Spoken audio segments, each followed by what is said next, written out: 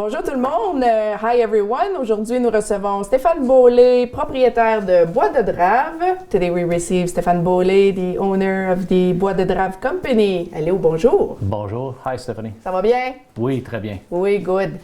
On a avec nous ta conjointe, ta femme, Julie Groux, mais elle n'est pas ici, elle est juste en arrière de Keith. Donc, bonjour Julie. Ça va bien, oui? Oui, tout va très bien, tout ça. Puis ça l'avance très bien aussi. Ça l'avance très bien. Oui. Ça fait un petit bout de temps qu'on veut vous recevoir en studio, mais vous êtes très, très, très occupé. Oui, dernièrement, là, on va dire tout l'hiver, on a passé à faire des entrevues avec des clients potentiels, aussi à faire la promotion de l'entreprise, mais aussi des projets à venir, côté environnemental. Donc, ça inclut beaucoup on va dire des meetings de Zoom ou des meetings en personne, de recherche. Fait que on est presque rendu là. Donc, ça l'avance bien. Cet été, on veut faire beaucoup encore de recherche et développement dans les lacs qu'on est permis de faire. C'est ça, parce que vous ne couvrez pas juste la région à Témiscamingue. Comme c'est là, oui. Comme c'est là, oui, vous êtes juste dans la région de Témiscamingue. Okay. Oui, comme c'est là, on joue dans la région, on va dire, de la municipalité de T-Lake, Kipawa. Oui. Avec les lacs du Moulin, Lac T, et puis le ruisseau Gordon. Tout, on va dire, l'ancien réseau ou le système de dravage qu'ils ont fait à partir de Kipawa jusqu'à Témiscamingue. D'où vient l'idée d'aller chercher les bois de drave qu'il y a dans le fond de nos lacs? L'idée date, on va dire, 2005-2006. C'est assez loin. C'est la troisième fois, on va dire, que je fais l'attentat de mettre ce bois-là, on va dire, sur le marché commercial. Il y a eu des hauts, des bas. Mais l'idée, elle est venue juste parce qu'on plongeait, on va dire. On faisait du scuba diving un peu dans le lac T, puis on voyait qu'il y avait bien des bio. Et puis, quand on parlait avec des amis, on dit « Hey, on a vu telle émission, ce bois-là vaut cher. » Fait qu'on a dit « Hey, let's get into the gold rush. » Ben oui, mais est-ce que tu dois avoir une formation spécifique pour être capable de plonger? Oui, ça prend un cours spécial. On dit que c'est un cours de plongeage que tu te fais certifier soit par PADI, NAUI ou même SSI, qui est Scuba School International. Donc, ça prend une formation là-dessus. Mais à part de ça, le restant, vu qu'on reste, on va dire, on est en entreprise, on est pas mal flexible avec ce qu'on peut faire. Puis c'est plus l'exploration. On n'est pas dans les grosses profondeurs. Non plus. Non plus. Donc, c'est vraiment là, du récréatif, mais avec un petit attachement d'ouvrage en arrière. Oui. Combien de logs de bois de drave que vous sortez approximativement par été? L'année passée, on va dire que c'était une année record. OK. On a sorti 4500 bio à peu près juste dans le secteur du ruisseau Gordon, mais juste, on va dire, en face de l'ancien Moulin-C Commonwealth. Oui. Juste dans on va dire, c'est un trou, il y a un trou assez profond qu'on joue dedans. Ça fait qu'on a sorti ce volume de bois-là. Dans les autres années, on a sorti à peu près le même volume, mais on va dire dans 6 ans de temps. OK. Parce qu'on est encore en développement, trial and error. Oui. Ça fait qu'on faisait plus du testing du bois. On a fait tester notre bois par FP Innovation. C'est un laboratoire à Québec qui, on va dire, ils ont fait toutes sortes de tests pour voir si notre bois est structurellement sain pour utiliser. Comme s'il n'est pas pourri ou des choses pourri, comment dur qu'il est, l'élasticité du bois, la flexibilité du bois, on va dire la pression avec ICAOS. Donc, on a tous ces résultats-là, on va dire que c'est un rajout sur notre côté, parce que quand le monde nous demande pour comment bon qui est ce bois-là, on est capable de validité. Et les gens sont capables de faire des meubles avec ces bois-là, des décorations, de bâtir des cabines? C'est ça. On pousse beaucoup, on va dire, côté post and beam. Parce que post and beam, pas trop dans le plancher, mais mural, plafond, meubles, même aussi on veut essayer de toucher un peu le côté des luthiers, là, des instrument makers. OK. Faire des violons. Faire des violons, des guitares. Wow. On trouve que la coloration puis les aspects de ce bois-là sont spéciaux. De l'autre côté, peut-être ça, tu peux l'utiliser pour faire des murs de 2x4 puis de 2x6 puis le mettre du gyps, mais il y a tellement de beauté dans ce bois-là. La préfossilisation qu'ils appellent, c'est la coloration qui rentre dans le bois, qui donne, on va dire, des aspects uniques. qu'on n'est pas capable de reproduire, on va dire, à humain. humain. C'est ça, c'est la nature qui nous a donné ce cadeau-là. Donc, c'est vraiment, oui, tu peux faire un mur puis le cacher, mais on perd l'histoire, on perd la valeur de ce bois-là parce que il y a tellement une belle histoire qui vient avec ce bois-là. Absolument. Surtout que ça fait combien d'années? Peut-être 60, 70 ans que c'est... On a daté des bio, nous autres, qui datent même dans le secteur de Lumsden Mill. C'est des bio qui datent les premiers moulins à acier à Lumsden qui étaient fin 1800. Oh mon Dieu, OK, J.R. Booth, on trouve beaucoup des bio de J.R. Booth, de Hawkesbury ou Hamilton Brothers. Il y a McLaughlin qu'on trouve... c'est tout, on est capable de trouver ces bios-là puis dire que ça appartient à telle compagnie parce qu'au bout de ces bios-là, ils ont des étampes qui identifient, on va dire, la compagnie qui les a coupés. OK.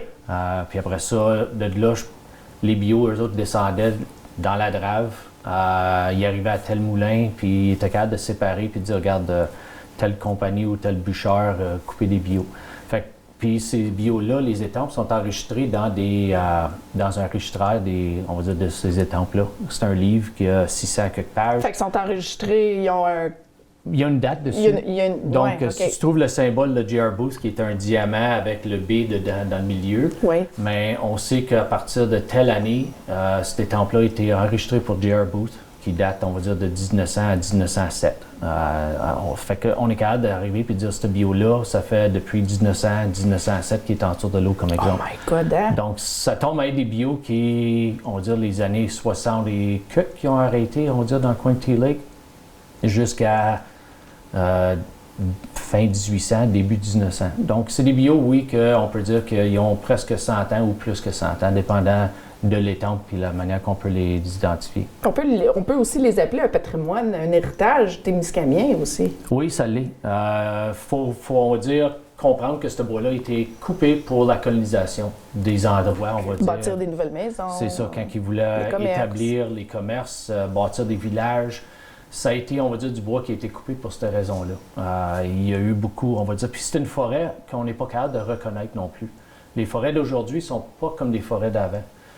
Il y a plusieurs bios qu'on est capable d'identifier avec l'aide de l'Université du Québec, l'UQAT, l'Université du Québec de l'Abitibi-Témiscamingue, et leur groupe de recherche qu'on est capable d'identifier que ces bios-là, ils ont passé à travers de un ou même plusieurs feux de forêt sans avoir été touchés. Ils ont été, on va dire, cicatrisés un peu, mais ils ont survécu, puis ils ont grandi, ils ont profité, pareil, comme s'il n'y avait rien d'arrivé là. C'est fou, hein? Oui, l'UQAT nous a aidé beaucoup avec cet aspect-là pour identifier, on va dire, les essences de bois.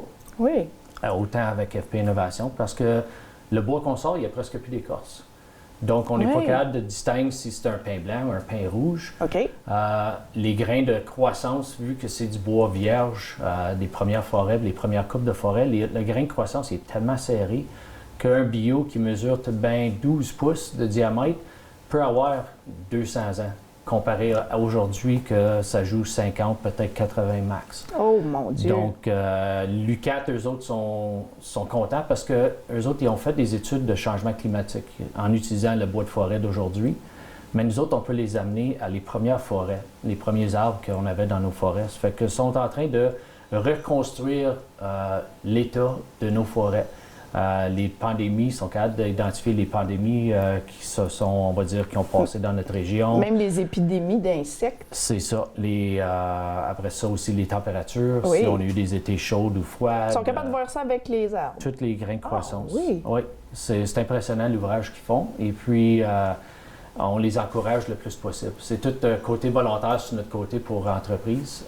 Même à ça, on a amené la semaine passée un voyage de bio à l'UQAT dans le secteur de Lassar. Ils ont des laboratoires un peu tout partout dans l'Abitibi-Témiscamingue. OK. Et puis là, ils veulent faire du testing sur le séchage de bois, après ça, le sciage, le volume de bois qu'on peut retirer de ce bio-là, encore aussi de la dureté, la solidité de ce bois-là. Donc, on est toujours en train d'avancer pour essayer de trouver le meilleur aspect de ce bois-là. Puis aussi avoir des preuves pour être capable de répondre à des questions de soit nos clients dans le futur ou dans le présent. on se fait poser beaucoup de questions parce Oui. que le monde y Ben, c'est intéressant, puis c'est intriguant parce qu'on ne voit plus ça, là. Non, non. Puis, tu sais, il y a plusieurs personnes dans la région qui ont retiré du bois des lacs, pensant que c'était, c'est de la scrap, c'est plus bon, c'est pourri. Grave erreur. C'est ça. Tu sais, vraiment, c'est une richesse qu'on a. Et puis, on est capable d'essayer à cette heure de le valoriser, cette richesse-là. Et puis, en même temps, on nettoie les lacs. En même temps aussi, c'est un aspect écologique super important. Oui. Le côté environnemental, on s'est aperçu avec les années parce que, regarde, ça fait depuis 2016 qu'on plonge dans le lac T, dans la région du lac T, lac du Moulin, le ruisseau Gordon. Donc, on a remarqué beaucoup de changements qui se passent autour de l'eau. C'est drôle, mais on connaît le fond du lac mieux qu'on connaît, on va dire, le terrain alentour du lac. Ah oui.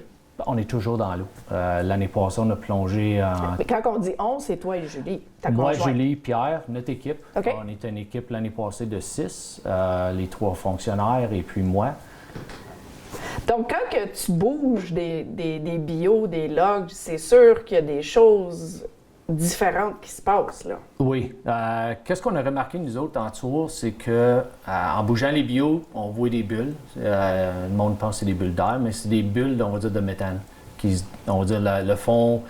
Il y a de la pourriture qui est en train de se décomposer. Tu sais, il y a de l'organique qui se décompose, ça crée du méthane. C'est un peu comme l'effet quand on va sur le bord des swamps. Oui. On a tous marché sur le bord d'une rive, on va dire boiteuse, puis l'odeur on est appelle ça un différente. peu, l'odeur est différente, c'est la décomposition, c'est normal, on va dire, c'est naturellement fait de ce côté-là. Mais qu'est-ce que nous autres, on a remarqué aussi, c'est que dans le passé, quand je dis le passé, on parle des fins 1800 puis des moulins à scie qu'il y avait dans la région ici, il n'y avait pas des écorceuses de bio. Des debarkers. Ça n'enlevait pas des l'écorce. debarkers pour enlever OK. l'écorce, puis après ça, le bio propre rentrait dans le moulin à scie.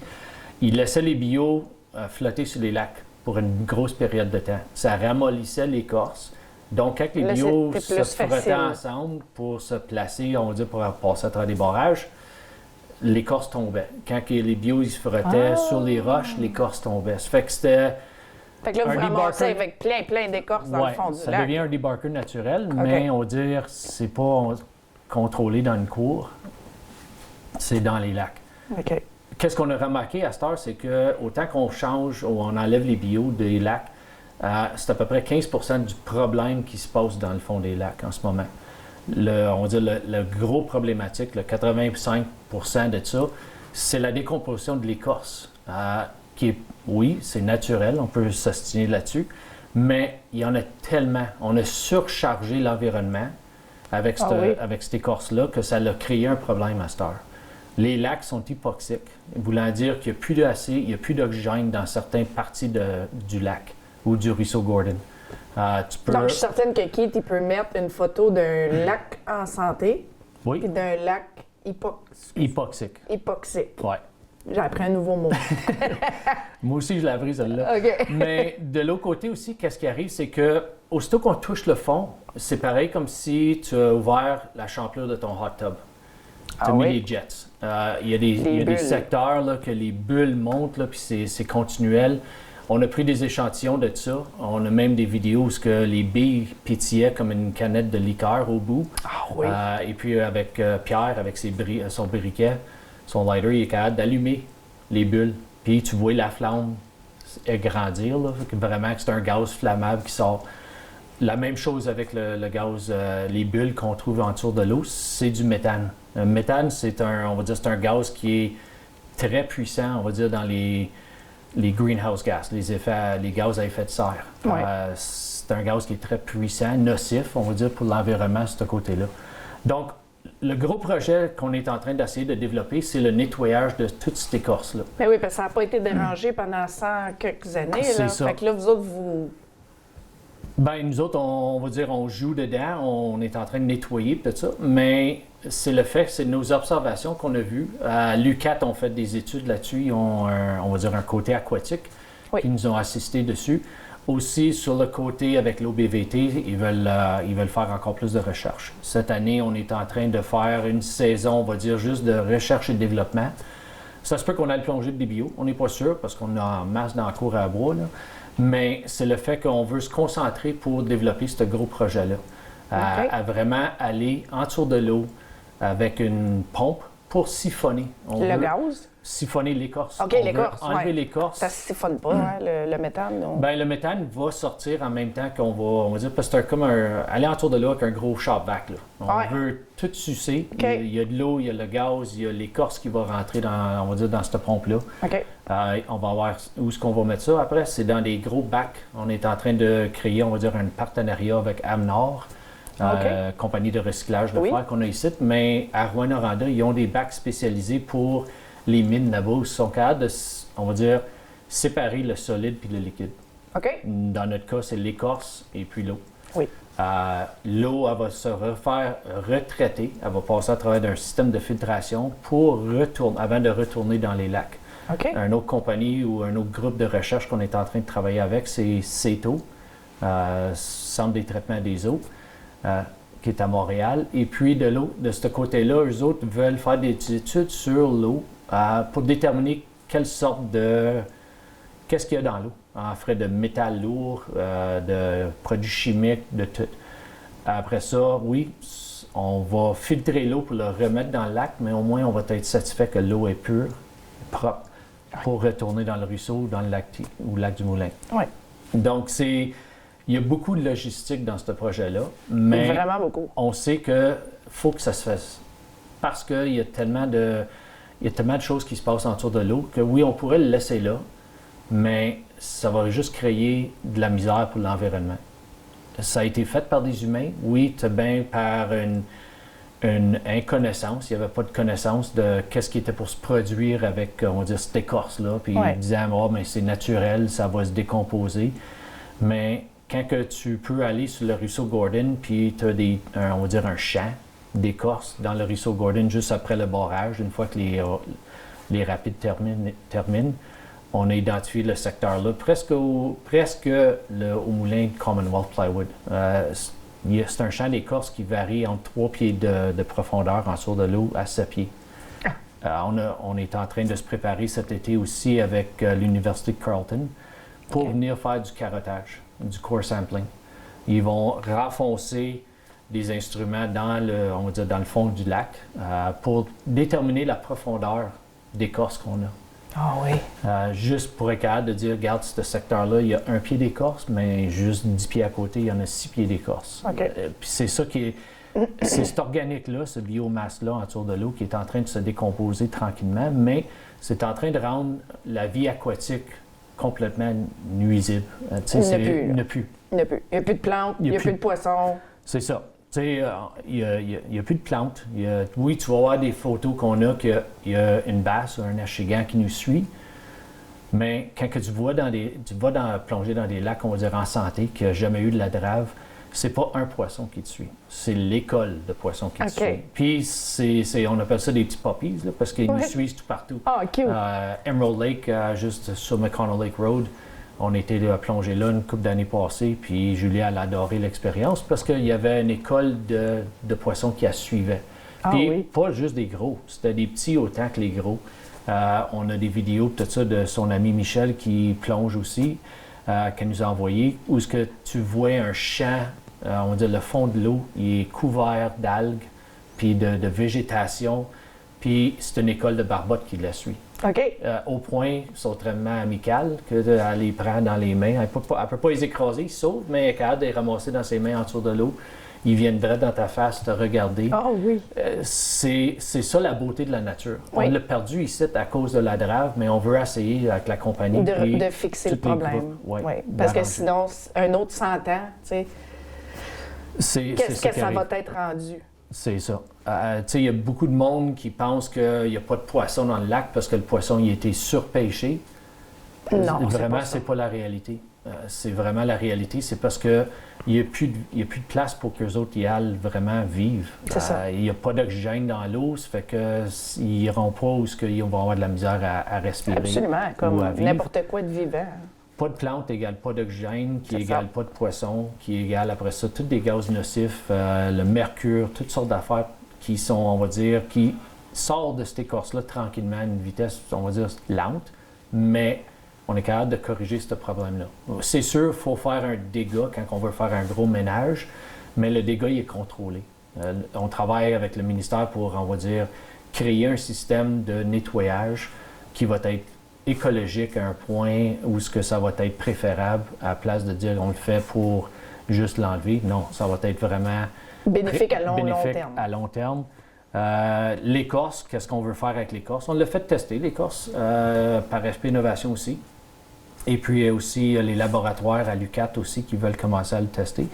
Mais de l'autre côté de l'écorce, qu'est-ce qu'on veut faire avec? C'est qu'on veut le sortir de l'eau, le laisser s'égorger. Après ça... S'égorger comme sécher? Sécher. OK. Puis après ça, on a un autre client ou un autre collègue, tout ça, que lui veut le prendre pour créer des granules noires. Ce qu'on appelle les granules noires, c'est des granules torréfiées. C'est comme des petites granules que tu mets dans ton poêle à bois, là, des pellets de wood stove. OK, oui. En plus grosse forme, on devient partie de sa recette. On n'est pas 100% sa recette, on est partie de sa recette pour qu'il soit capable de prendre ça, créer, on va dire, des blocs, des granules pour remplacer des industries qui chauffent au charbon, qui utilisent le charbon, soit pour créer de l'électricité ou le chauffage ou n'importe quoi. La chaleur, oui. On va dire, c'est tout ce bois-là, ce brinti, il va compacter ça dans des blocs, des briques, des pocs. Et puis de là, ça s'en va sur le marché, sur ce côté-là. On n'a pas le but de faire de l'argent avec, on va dire, l'écorce. Parce qu'on devient un sous-traitant, nous autres, avec les OBV, pour aller faire la job. On n'est pas là pour essayer de revendre l'écorce. On veut le donner. Plus ou moins. Vous autres voulez juste nettoyer, vous en débarrasser. Le but de l'entreprise puis de ce projet ici, c'est vraiment de juste mettre les lacs à un état santé et puis de dire, mais regarde, l'écorce est là, on va trouver quelque chose à faire avec. On est en train de faire cette démarche-là, mais c'est pas ça qui est, on dit, le but de notre entreprise pour devenir profitable. Les bio, c'est notre gagne-pain. L'écorce, on fait l'ouvrage pour dire qu'on est capable d'aider à l'environnement. Mais il faut sortir les bio pour être capable de trouver l'écorce, puis se rendre, on va dire, où sont les dépôts d'écorce. Puis après ça, en siphonnant l'écorce, c'est sûr qu'on va retrouver d'autres bio. Parce que, regarde, ça fait des centaines d'années, au moins 100 ans qu'on drave dans ce secteur-là. Oui. Fait qu'on va avoir des tapis d'écorce, des tapis de bio, que va falloir faire le roulement, puis changer, puis enlever les bio, resiphonner l'écorce. Parfois, les bulles de méthane ne sont pas seulement que petites. Non. On a eu l'expérience cette année de découvrir des poches de méthane dans le ruisseau Gordon. C'est la première fois que ça nous arrive. Quand je dis des poches de méthane, d'habitude, quand on tire les bio, on voit la direction de la baie qu'on est en train de récolter parce qu'on voit une ligne de bio monter. Mais de l'autre côté, les poches de méthane qu'on trouve ou qu'on a trouvées cette année, c'était vraiment énorme. Énorme comme la table? Oui, je dirais, ça a fait des bulles la grosseur de la table, ça l'a bullé pour, on va dire, il y avait des bulles qui sortaient pour au moins un bon 10 secondes, qui est abnormal. Donc ça l'a fait on va dire, ça l'a rendu l'intérêt aux scientistes qu'on travaille avec, tout ça, pour dire, regarde, c'est pas juste des petites bulles qui sortent, c'est vraiment, il y a de quoi qui se passe en dessous. Il y a des poches. Donc, c'est ce côté-là. Le morceau, on va dire, qui manque un peu, c'est une fois qu'on va siphonner l'écorce de l'eau, c'est sûr qu'il va y avoir du méthane, il va y avoir de l'eau, puis il va y avoir de l'écorce qui va rentrer dans les bacs de filtration. Parce que c'est comme un système de shop-vac qu'on rentre en dessous de l'eau avec. Ouais. Le morceau qui manque, c'est vraiment qu'est-ce qu'on fait avec le méthane une fois qu'on est en train de le siphonner. Parce que on ne veut pas corriger un problème en dessous de l'eau, mais en créer un sur la Terre avec l'atmosphère et le méthane. C'est ça.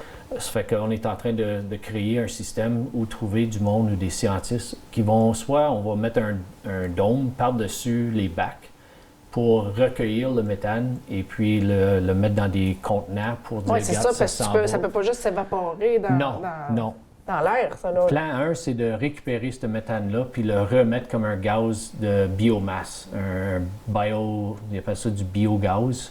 C'est un peu comme le éthanol qu'on met dans le gaz de l'essence de char. Okay. Il y a un petit pourcentage là-dedans que ça vient du blé d'Inde puis on dit du grain. De l'autre côté, on va essayer de faire la même chose, récupérer ce gaz-là. Si on n'est pas capable de le récupérer ou on n'a pas, on va dire, trouvé la technologie ou le groupe qui est capable de nous aider avec ça, on va le brûler. On va mettre le dôme par-dessus, il va y avoir une flamme au bout. En brûlant le méthane, ça devient un gaz neutre qui n'est pas toxique pour l'atmosphère. OK. Donc, sais, on veut avoir, on va dire, récupérer le plus de qu'est-ce qu'on peut puis le réutiliser. Un peu comme l'écorce, on l'a fait tester pour voir s'il serait bon pour faire du compost.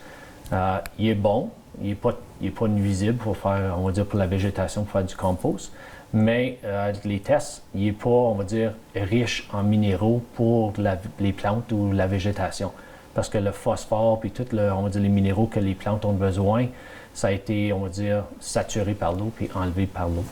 Donc, ça devient, on va dire, de la biomasse qu'on peut faire du compost avec, la terre noire, mais si on est capable de faire d'autres choses comme des granules torréfiés pour remplacer quelque chose qui est nuisible pour l'environnement.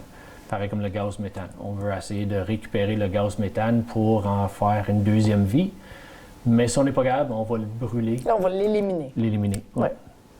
Quelle est la chose la plus drôle ou bizarre que vous avez pu trouver dans le fond d'un lac?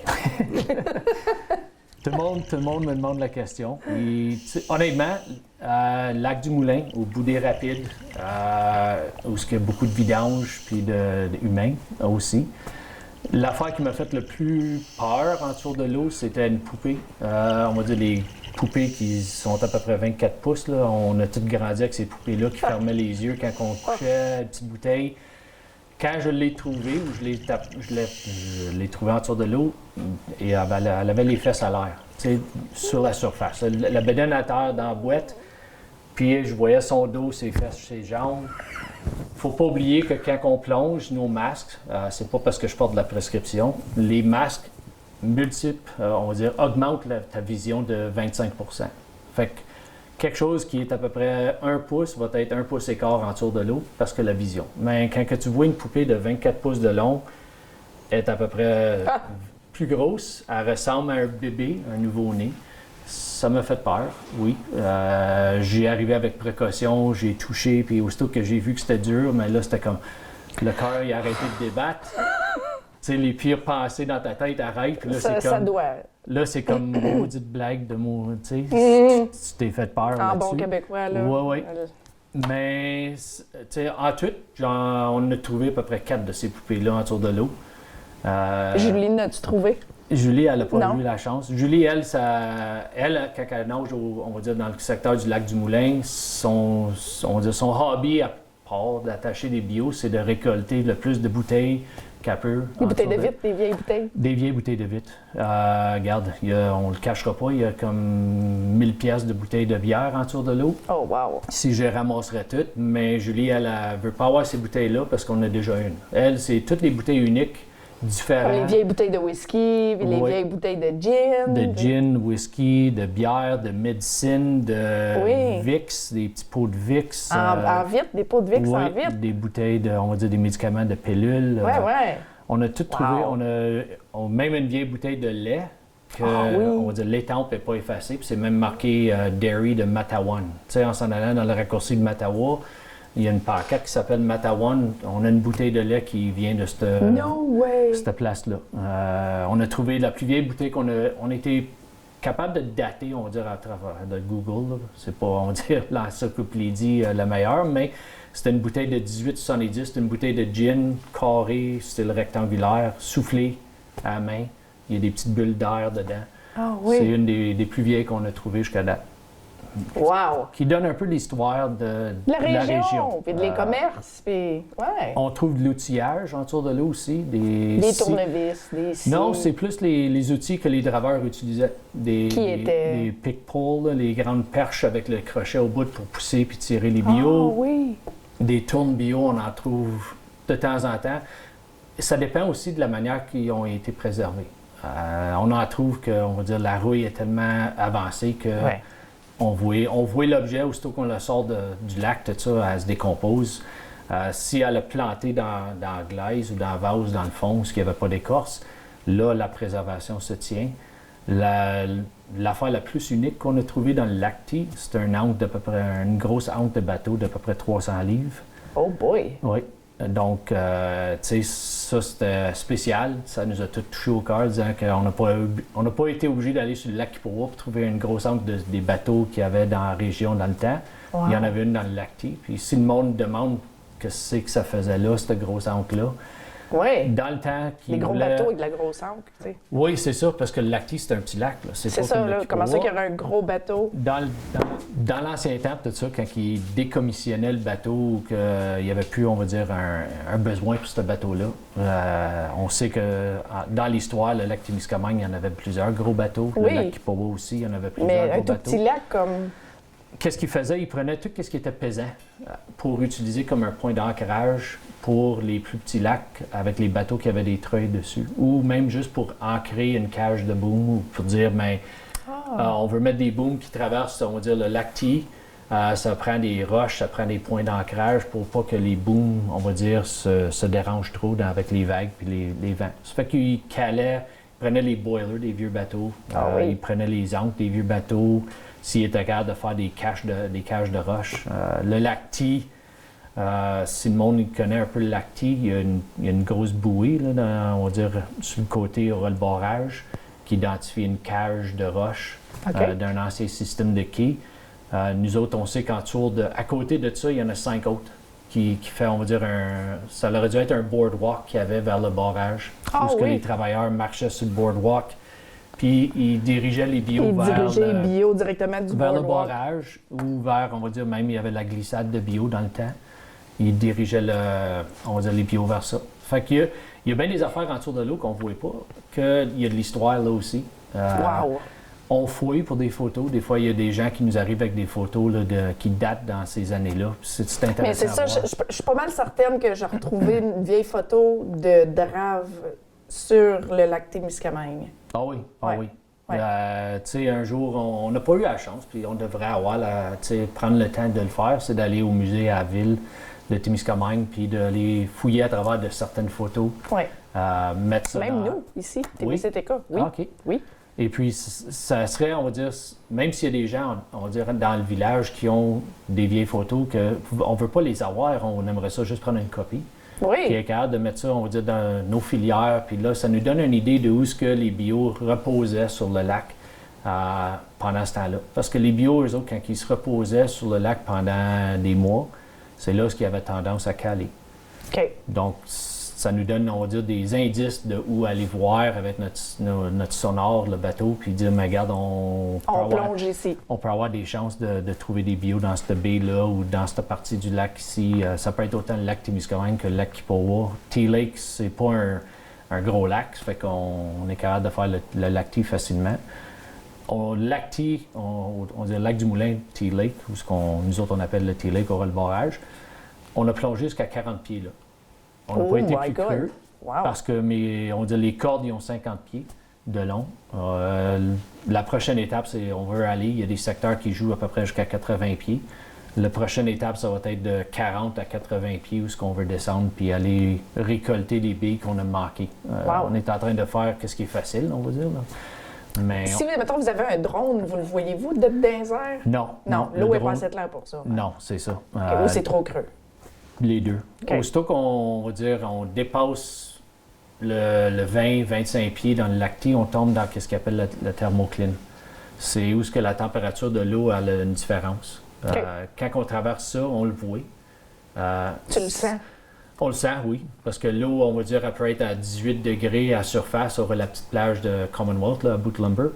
Mais en dessous du 20-25 pieds, elle tombe à peu près à 4 degrés. C'est pour ça que le monde nous regarde, puis on est habillé là, comme un sud de skidoo. L'eau est froide des fois où on va jouer. Puis tu viens les doigts, les orteils, puis la bouche engourdie. Ah oui? Pareil comme si tu serais en skidoo. C'est aussi vite que ça. Tu joues dans 4 degrés d'eau pour 20 minutes de temps, tu le sens. Oui, oui. Donc, on est capable de voir cette différence d'eau-là parce que quand on descend dedans, oui, on le sent, mais aussi il y a une visibilité qui devient embrouillée pour à peu près un 3 pieds. Quand tu passes, c'est comme un nuage embrouillé. Quand tu passes d'un thermocline à l'autre. Ah oui? Oui. Et puis, c'est ça qui est intéressant. Quand on joue, on va dire, dans ce secteur-là, l'eau est beaucoup plus claire. C'est drôle à dire, mais on va dire... Plus creuse, plus claire? Oui. Wow! Mais la visibilité est moins, on va dire, loin. On ne peut pas voir aussi loin parce qu'il y a moins de soleil dans l'eau. Oui, c'est sûr. Fait que ça fait, tu sais, c'est pareil comme être à la chasse au trésor. Tu vois un ombrage, tu vas vers l'ombrage, ça peut être une roche. Mais ça doit être quand même, je parle de la perspective d'une femme, là, épeurant, Tu sais, vu que tu t'en vas d'une place que tu le sais pas, qu'est-ce qu'il y a, tu ne vois pas, Oui. il fait frette.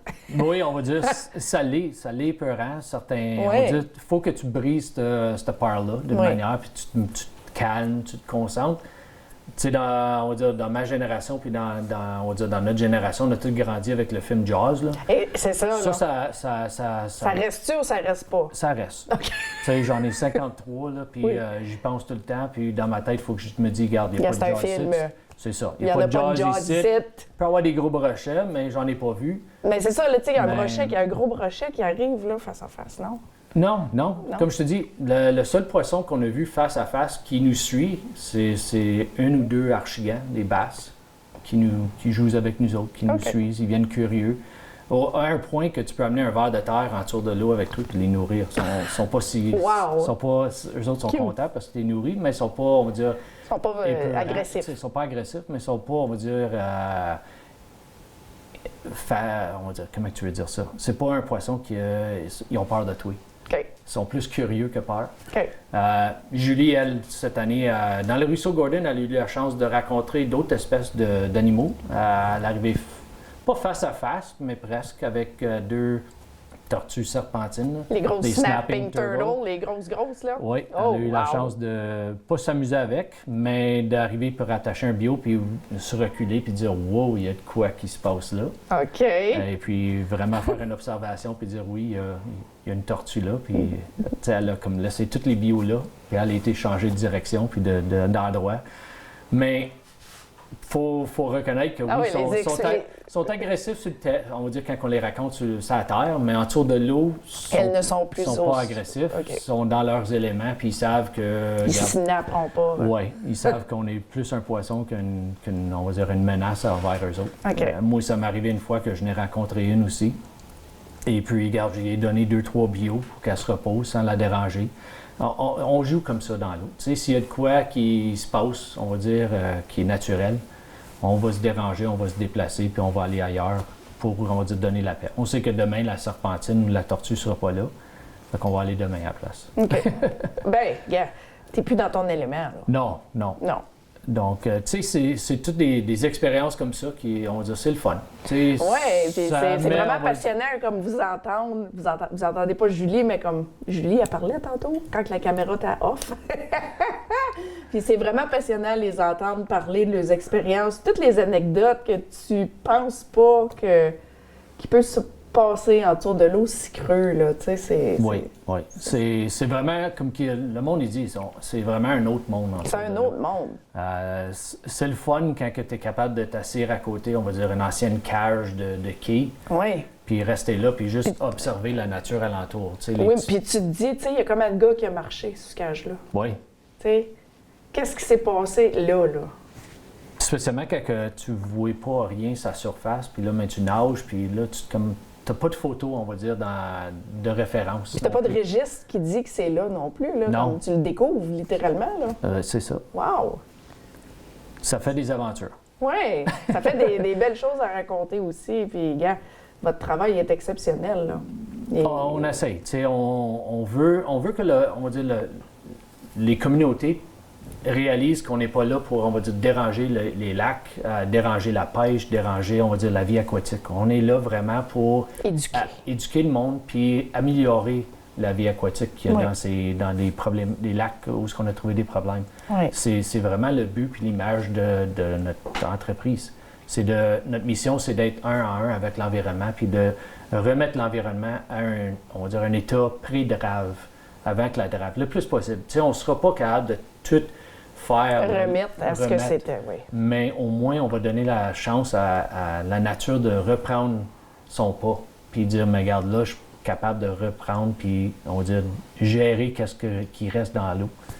Parce qu'il y a certaines places que c'est effrayant. Tu sais, C'est effrayant, puis ça a besoin d'un nettoyage Oui, pour que la vie revienne. c'est ça. Ouais. Et puis, en redonner la chance à la nature, puis c'est un peu comme le projet qu'ils ont fait dans le parc Mauricie. Eux autres, ils ont refait, on va dire, ils ont enlevé jusqu'à date 100 000 billes de bois. Ouf. Nous autres, on a 4 500 dans le cours. Mais quand eux autres, ils ont enlevé, on va dire, dans ce secteur-là, il y avait autant des bio de 16 pieds de long, comme nous autres, on retrouve ici, mais aussi beaucoup de bio de pâte et papier, là, de la pitoune qu'ils appellent, du 4 pieds, qui était juste pour ça. C'est pas du gros bois en fait de grosseur ou en longueur, mais quand que tu n'as 100 000 dans on va dire, un système de lacs et de ruisseaux dans le parc, ça fait un impact environnemental négatif. C'est sûr. Donc, eux autres, ils ont mis, c'est un projet de 10 ans, ils sont rendus à la 15e année. Oh, OK. Puis ils sont encore en train de nettoyer. Ils ont rentré avec des camions, on va dire, d'aspiration, des big sucking trucks. C'est comme les shop vacs. Les gros shop vacs, mais ils ont rentré le plus proche possible des rives pour siphonner toute l'écorce. Ils ont remis les lacs à un état naturel. Ils ont enlevé on va dire, les plantes, les micro-organismes, les bébites ou même les poissons envahissants qui n'étaient pas, on va dire, de l'origine de ces lacs-là aussi. Mais après tout avoir fait ça, ils ont remarqué que c'était des lacs à truites, des lacs de Touladi, que le poisson natal qui vient de cette place-là a commencé à réutiliser les cours d'eau, à se repeupler. Et puis que l'environnement, la qualité d'eau s'est remis à se régérer à un état, on va dire, en santé, autant d'être à place d'être nuisible. Donc, on sait que le projet peut aller de l'avant. On va dire qu'il y a un bon but en avant. Ça va prendre du temps, mais quand que tu regardes, on va dire, qu'est-ce qui est un an pour la nature, c'est rien. Pour nous autres, un an, c'est un an. C'est un an, mais... On le coche sur le calendrier toutes les fois qu'on vieillit. Mais pour la mère nature ou l'environnement, un an, c'est rien. Si ça prend 10 ans pour se réparer, c'est pareil comme ça serait une semaine pour nous autres. C'est ça. Mais on va essayer d'améliorer puis on va dire, mettre ce pas-là plus vite que possible. C'est ça. Puis que si quelqu'un, tu sais, dans 20 ans, prend la relève de toi, continue pour un autre 40 ans et ainsi de suite, ça va être merveilleux. Là. Oui.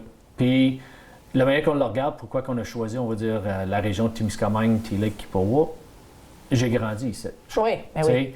J'aime mieux arriver et dire, mais m'a commencé un projet de nettoyage, de restauration, puis aussi de commercialisation, où ce que je peux, on va dire, encourager la communauté.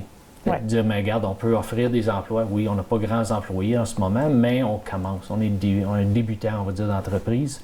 La manière qu'on le regarde, c'est aussitôt que le projet on va dire, d'écorce, d'environnemental sur le côté d'écorce, il y a le potentiel d'avoir 10 employés là-dedans. C'est un gros projet. Il va y avoir besoin, on a plusieurs personnes qu'il va falloir mettre dans le portrait pour dire, regarde, on a besoin des opérateurs de bateaux, on a besoin des plongeurs, on a besoin du monde sur le terrain qui va vérifier les bacs, besoin de quelqu'un dans l'office. C'est ça. Ça fait que ça devient, on va dire, une entreprise qui va y grandir. Mais c'est le fait que, pour moi, on va dire, on va parler pour moi personnel, parce que je viens de Témiscamingue, ça donne une fierté de dire que, regarde, j'ai fait ça dans ma cour. Oui. Tu sais, oui, vraiment. Je passais, on va dire, toutes mes années, on va dire, je rebondissais entre Témiscamingue et Kipawa. Donc, ça me donne la chance de dire, mais regarde, j'ai nettoyé ma cour avant d'aller jouer ailleurs. C'est ça. De donner, on va dire, le bénéfice à un autre, on va dire, un autre endroit. Ouais. On a commencé ce projet ici à Témiscamingue, Kipawa. Les deux communautés, les deux municipalités qui travaillent ensemble, ça donne la chance pour dire, regarde, on a une fierté, on a fait quelque chose qui marche ici.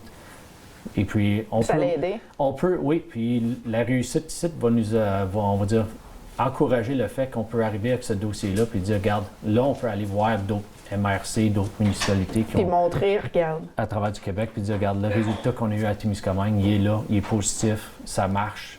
On a besoin de l'aide à cette heure dans les autres communautés puis des autres MRC. T'avais-tu un ancêtre, un grand-papa, toi, qui faisait du bois de drave, à ce que tu saches? Ou... Oui. Oui? Oui. On va dire la blague, c'est que mon grand-père Beaulé, lui, c'était pas, on va dire, sur le côté du Québec, parce que lui, on va dire, il vient de la Verlechère. OK.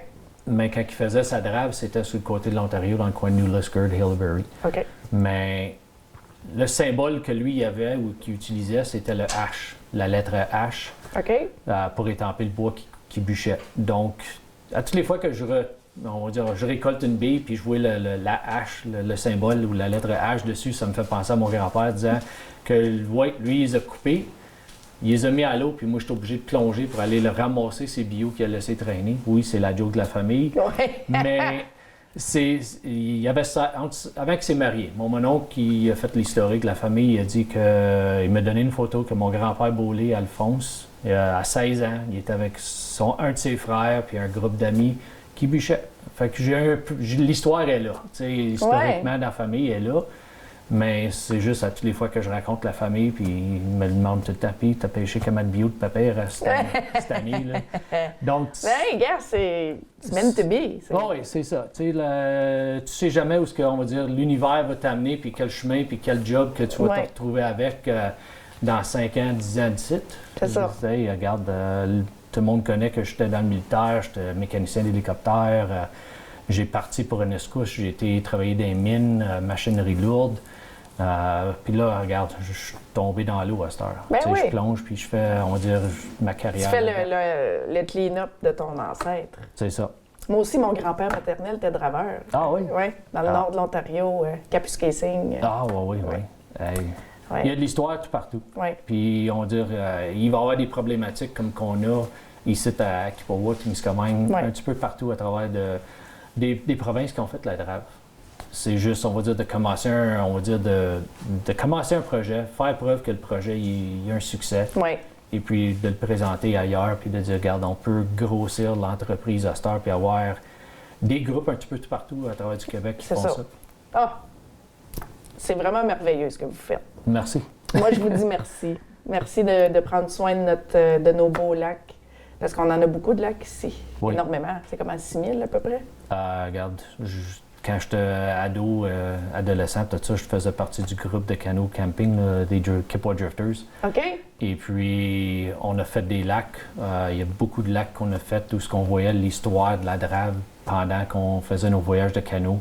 Autant qu'il y a des cimetières, on va dire, faites dans la forêt. Sur la rivière Kippawa, il y a des places que c'est juste des buttes de roches. On a déjà demandé à nos chefs d'équipe, Eddie Cunningham, ça en était un qui connaissait beaucoup l'histoire de la rivière Kippawa, puis il nous avait expliqué que c'était des tombes, où que les draveurs quand ils décédaient ou ils se noyaient. Ils se noyaient, ils ont fait leur job, ils ont perdu leur vie en faisant leur job, et puis que c'était plus dur de le sortir du bois que de l'enterrer dans la forêt. Ah oui. Fait qu'ils l'enterraient dans la forêt, puis après ça, ils ramenaient les objets personnels là, à la famille après. Moi, je pourrais continuer à t'écouter, là. Non, je sais. On dit que quand tu as une passion pour ce que tu fais, on va dire... Oui, puis tu as beaucoup de connaissances aussi. Fait que, c'est ça qui arrive. Tu as une passion de parler, c'est un projet qui est intéressant. Oui. C'est un peu... Pas un peu, on va dire, c'est beaucoup de l'inconnu dans la région. Oui. Même quand on parle, on va dire, on fait de la recherche, trouver des scientistes ou des compagnies ou de quoi pour nous aider à avancer, là, soit dans des recherches ou même vendre le bois. Regarde, on parle pour des heures de temps, des fois juste pour vendre un 2x4. Le monde sont tellement poignés dans l'histoire, dans pourquoi qu'on fait, qu'est-ce qu'on fait, l'historique de la région, le bois, que ça a l'air. Donc, tu sais, comme je te dis, on peut parler là, pour des heures de temps, là, Stéphanie. Oui, Stéphanie. J'apprécie énormément que tu es venu au studio pour prendre le temps d'avoir venu vraiment nous conter l'histoire de Bois de Drave, puis le purpose, en bon français. La mission. La mission, merci. La mission de votre entreprise. C'est vraiment... je le vois que c'est de bon cœur, que c'est bon pour l'économie, c'est bon pour l'écologie, c'est bon sur plusieurs aspects. Oui, le plus, il est toujours là. C'est un win-win pour tout le monde. Autant côté commerce que côté environnemental, là, c'est un win-win. Exactement. Bien, j'espère que vous allez grandir. Le but, c'est ça. Et que vous allez nettoyer beaucoup de lacs et tout remettre ça à l'après-drave. C'est de se faire inviter aussi d'aller, on va dire, sonder puis vérifier qu'est-ce qu'il y a dans des lacs. Puis autant, ça peut être le monde qui font du camping au Desjardins, Lac-Bleu, dans les Acrestigos, Kippawa, que la municipalité à Kippawa. Et si le monde on dit de l'information à nous partager, c'est toujours invité sur notre bord. Parfait. Donc, on peut vous trouver sur Facebook? Oui, Facebook, notre page web aussi, Votre numéro de téléphone, boisdedrave.com. .com. Welcome. Mais de l'autre côté aussi, c'est le numéro de téléphone qu'il y a là-dessus, c'est mon numéro de téléphone.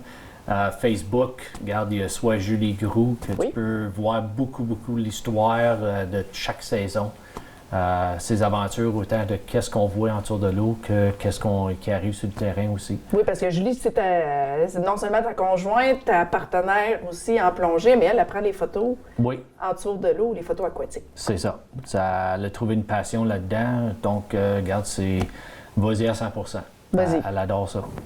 Bien, merci beaucoup, Stéphane et Julie, que vous ne voyez pas. Merci beaucoup d'avoir venu ici. C'est nous autres qui vous remercie aussi pour l'invitation. Merci beaucoup. Bonne chance. Merci. Bon succès!